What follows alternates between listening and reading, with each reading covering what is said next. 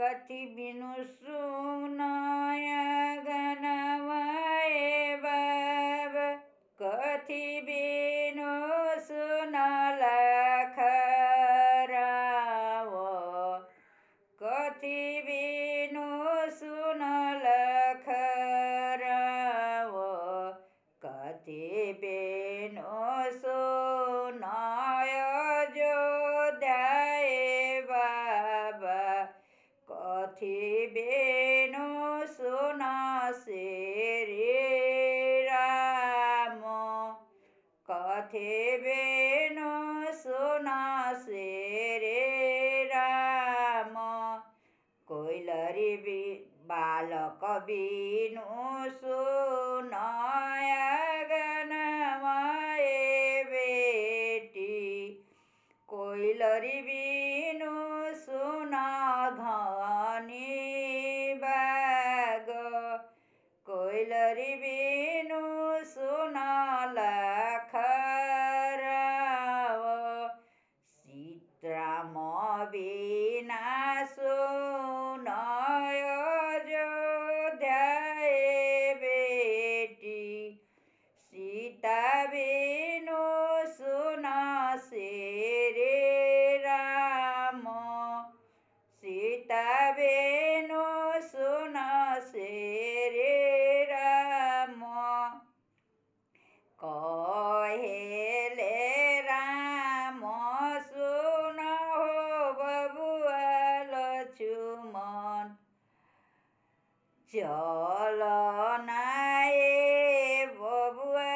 ओही झारी बनवा, बन बीच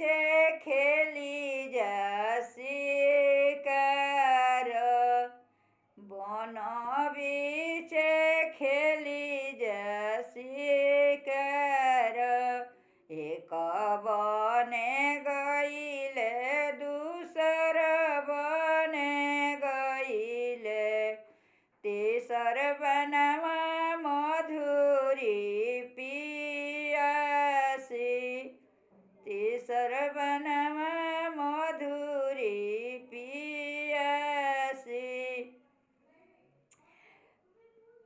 ना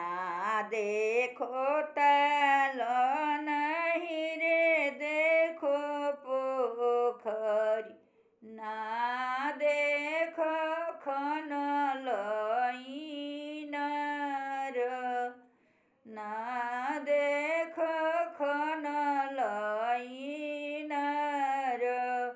ओही झारी बनवा में दुई गो बालकवा, दोनों भैया खेलले अहेरी, खेलत लइकवा राम जंघे बैठवले, लिहले करे जावा लगाई, तहरा के देवी बबुआ सोब्रानी छड़िया, बाप के नैया बतलाओ, बाप के नैया बतलाओ, बाप दुश्मनवा के नैयो न जानिले, लक्ष्मण पितिया हमार, लक्ष्मण पितिया हमार,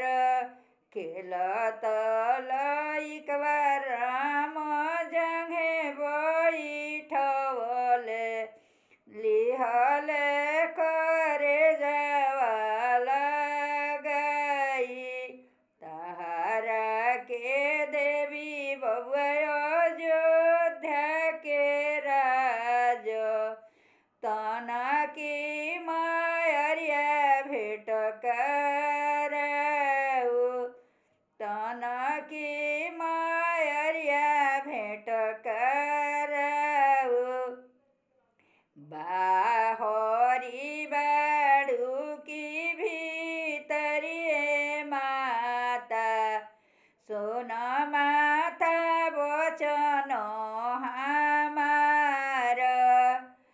ओही झारी बनावा में दुई गो तपसिया